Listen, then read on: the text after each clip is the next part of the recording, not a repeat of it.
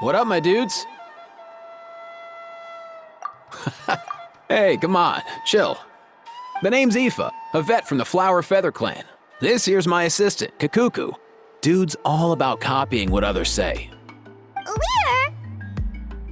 The Traveler in Paimon, yeah? Everyone's heard all about you two. You're absolute legends. The total package. Brave, wise, and strong. Best hero duo I've ever seen. No contest. Aww, you're making Paimon blush. Truth is, I spent the war treating wounded Saurians. Never got a chance to fight alongside you. Yo, thanks, bro. I appreciate that. There was always a long line outside Aoife's clinic back then. Even Kakuku was so busy, he was running around like a headless chicken. Seriously! True that. More wounded were piling up by the day. Dude, the Abyss is no joke. Sneaky enough to hit us right where it hurts. Lots of docs have dropped at their posts over the last few years. There's some fresh talent rolling in recently. I'm hoping they could step up quick. But vet med's no joke. There's a ton of challenges to overcome before you could be a qualified vet. No matter how hard you hit the books, you're still gonna run into all kinds of weird diseases that are hard to treat. Like Milray's, so rare it doesn't even have a name. If my old man hadn't forced me to read all kinds of different stuff when I was a kid, I'd probably only be able to suggest a more conservative treatment. It's true what they say, bro. There's always more to learn. Oh, so your dad was a vet too? Yeah, totally. Our family's medical knowledge has been passed down over generations. My old man started steering me toward being a vet when I was a kid, schooling me on all kinds of herbs. And man, if I forgot anything, out came the broom. My family's been vets for generations now. No clue who it was that kicked off the tradition though, you know? Back when I was a kid, my dad said something about our skills being medicine born of guilt. But the reason we got into it doesn't really matter. What matters is that it's useful. Guilt? Sounds pretty strange to Paimon. Usually you only feel guilty when you've done something wrong. Who knows? After he passed, there wasn't anybody else I could ask. I figure it's because guilt gnaws at anyone practicing medicine. When you fail to fix someone up, I've been there. So I'm gonna do my best to make sure that doesn't happen this time. I don't recall ever seeing a record of any patient with his malady who was successfully cured. So maybe Milray will be the first.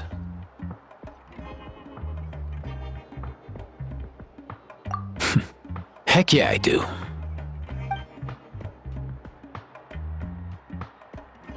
Oh, looks like the Chiefs are back. Let's go see what they have to say.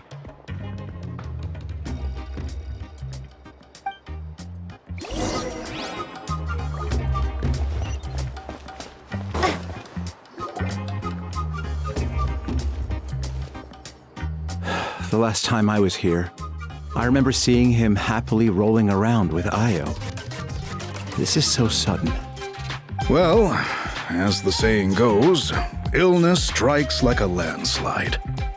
It's not uncommon for people and Saurians to just collapse overnight. Given that he first fell sick during the war, he's done well to make it this far. Hey, little guy. Are you okay? Does it hurt? For one so young to risk life and limb on the field of battle. This too is a responsibility we adults must bear. Whoa, all 6 tribal chiefs in one place? Not something you see every day. It's true that we used to hardly ever meet up like this. The affairs of our own tribes were usually enough to keep us all swamped. These days, though, group dinners on our days off have practically become the routine, so don't look too surprised. Group dinners? More like group mooching. You guys always seem to end up at my place. So shameless. Well, your cooking is too good to resist. You've seen how hopeless the rest of us are in that regard. Anyway, let's get down to business. Aoife, we've been informed about the situation. Once again, it's a good thing you were here to help out. Milray and the other Tepetlosaurs have helped transport goods for the Flower Feather clan in the past. We won't just stand by and watch while he suffers. I just happened to come across a record of a case like his back home, but I don't know anything about this sacred flame crystal. I haven't heard of it either. Can the sacred flame even take other forms? It can indeed. While I've never seen this happen in the flesh, I have read references to it in woven scrolls. In ancient Netland, besides the pilgrimage of the return of the sacred flame, there is said to have been another way to produce sacred flame, known as the Bloomflower Trials. It was a combat exercise held jointly by the 6 tribes that was even more intense than the pilgrimage. So they occasionally yielded an even purer form of sacred flame. Sacred flame crystals! For real? How have I never heard of that? Simple. The Bloomflower Trials haven't been held for centuries. Something seems to have happened the last time they were held. But it was so long ago that I don't know the specifics. The more reasonable explanation is this: that people once believed these sacred flame crystals to be vessels of extraordinary power, and that warriors could use them to enhance their own strength. In reality, they turned out to be far less miraculous than hoped for. In some rare, very specific circumstances, they proved irreplaceable, but they were not so different from the regular sacred flame in essence. The pilgrimage produced enough sacred flame, making the Bloomflower Trials obsolete, and thus they were forgotten. I get it. So to save Milray, we have to revive the Bloomflower Trials and get all 6 tribes to take part. Ooh, that sounds rough.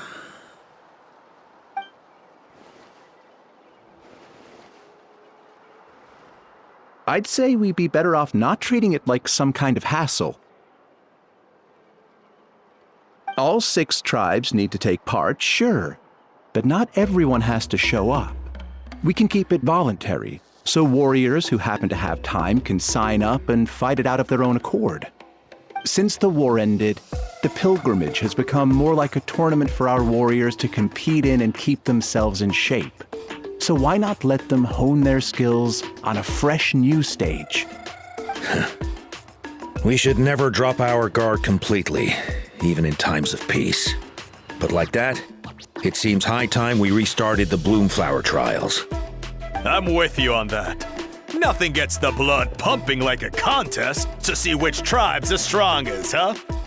No objections on my part. I'll go discuss this with the others. I'm sure there will be plenty of warriors who'll be itching to take part. I can't speak for everyone else, but I can guarantee that Mulani will be there. There's nothing she loves more than a lively occasion. And I guess your vote was a foregone conclusion, eh, Pakal? Great. We're all in agreement then. Nice! Thanks, everyone. It really means a lot. Let's head back to our tribes and see how many people are willing to sign up. If interest is high, we'll hold a big event. But if not, we'll keep it small. Agreed. Rules will be crucial too. A competition without rules is just mindless violence. And that's not what we want. I'll draw up an outline. Let's meet up at the Speaker's Chamber later. After all, we'll still need the Pyro Archon's final approval. Oh yeah, and we'll also need some Ocean Zephyrs to cure Milray. Who'll go gather them while we're organizing the trials? I've got that covered. I just noticed that some of Milray's friends have shown up.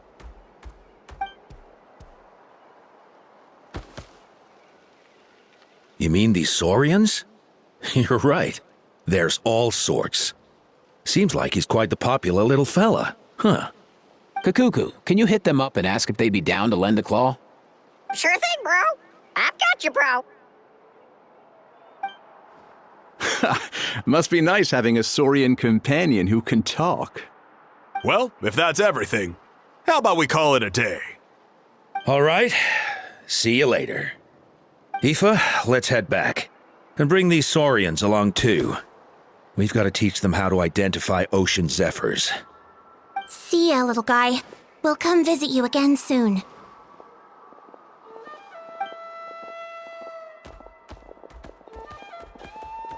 Whoa! They sure are quick on their feet. Guess they're chiefs for a reason. When they decide on something, it gets done right away. But that's what you're here for, right? Whenever Paimon puts things off, even for just a while, you'll handle them straight away. Oh, wow. No way, bro. Even Kakuku's done with this conversation. I'll go spread the word. Kachina, you gonna sign up? Of course. In that case, let's head over together. Traveler, Paimon, see you at the speaker's chamber in a bit. See ya!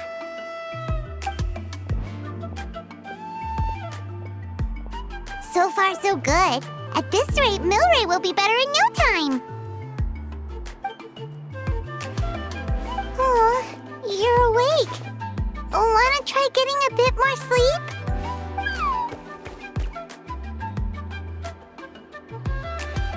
You think so? Is he feeling hungry then? Hey, Kakuku, can you help us translate? Oh, long gone. Oh no, he does seem pretty anxious. What are you trying to say, little guy?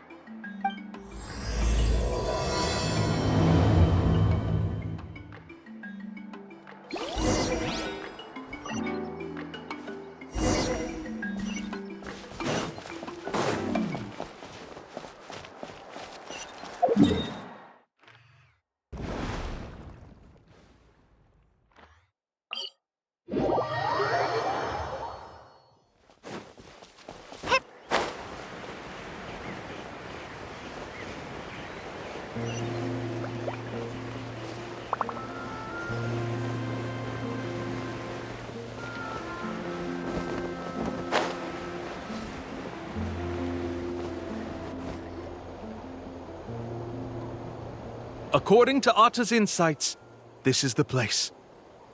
We're here. You mean the mysterious island? Yes, I've led you to the island just as I promised, which means it's time for me to say goodbye. Hold on! Are you serious? This is supposed to be the island? Then what about the treasure? And look at these wooden signs and artificial lights! Even we can tell it's fake! All that stuff about treasure is just part of the legend. I didn't make any promises about what you'd find, and who says a mysterious island can't look like this? Huh. Since you seem to have dropped the act, then there's no need for us to continue either. We were commissioned by the chief of the people of the Springs to gather evidence of your scamming activities.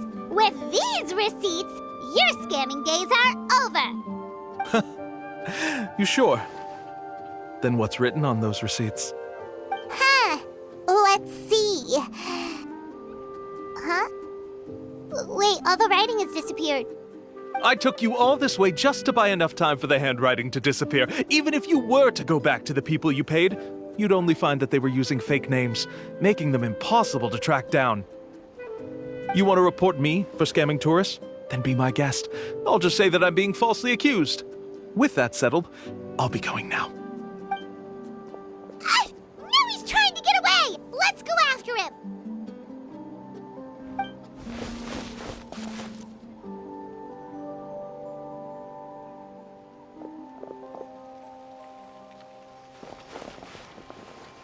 It's the chief!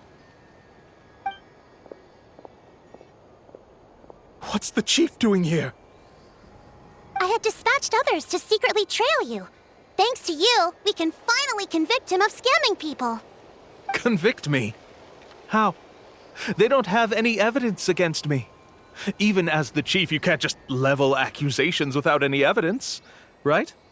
Sorry to say it, but he got us. We lost all the evidence we had. Not to worry. Let's search him first. Hey, what are you doing? Keep your hands off me! That's my Mora!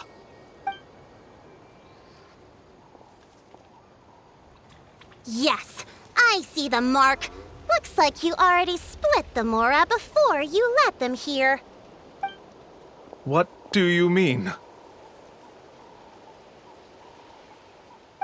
that the Traveler and Paimon we're using today were all provided by me. They all have a special mark on them. You... So, there must be an explanation why the Mora that should have been theirs ended up in your hands, right? There are no receipts to prove that any transactions took place, and you yourself just denied that there was a scam. So did you then take the Mora from them by force? Take Mora from others by force? Oh, that's an even more serious crime than scamming! You... Ugh. All right.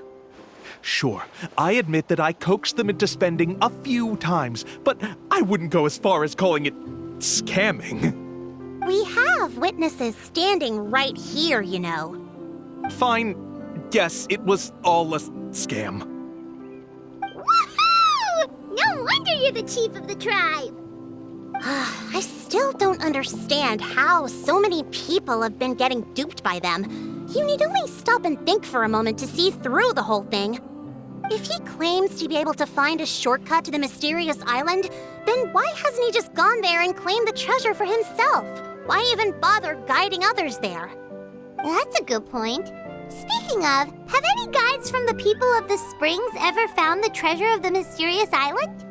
I can answer this question along with your previous one about how to get there. The answer is actually very simple. There is no shortcut to the island, and most people don't even meet the requirement to ever reach it. If you don't meet this single condition, then even guides from the people of the Springs, despite all of their abilities, will find it difficult to overcome the obstacles along the way. Which is exactly why, even though the clues to the mysterious island are open to the public, few have ever made it there. There's a requirement? What is it? Let me ask you something first. What do you think a real journey to the mysterious island should be like? It should probably involve overcoming a lot of hardships with your companions before witnessing some breathtaking sights, uncovering a really touching story, oh, and scoring some super cool treasure at the end. And therein lies the key point. Overcoming hardships with your companions. It's said that when the first chief set out to search for the island, the ones who accompanied him were not clients nor tourists, but his closest friends. The legend also mentioned that only those willing to entrust their lives to one another will be able to reach the island together. Therefore, the requirement to reach the island is journeying with your closest friends, the kind of friends you would trust with your life. So that's the key. From what I can see, you and Paimon are exactly those kinds of friends. The kind that would trust each other with anything. But, unfortunately, neither of you are experienced guides. And if you were to hire someone else, then I'm afraid you could probably never place your lives in the hands of someone you met on a pure monetary basis. That's true. But don't feel discouraged. I believe that this beautiful land that I call my home will not disappoint you. Whether it's remote islands or ancient ruins, I'm sure they can also provide you with plenty of exciting adventures. And let me tell you a secret. The elders once told me that beneath these very ruins lies a way to reach the sky. Yeah, thanks for that. But knowing us, we don't give up so easily even when a place is supposedly impossible to visit. Oh, I can understand. I won't stop you if you're still interested in finding the island. I just recommend finding a guide first who you could trust with your lives. A guide we could trust with our lives? Oh, who knows when we'll meet someone like that around here?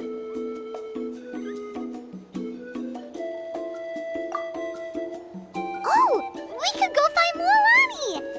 It appears you've already made up your minds. Then I'll be taking my leave. My assistants will pay you for all your help. Thanks again. Okay, bye-bye!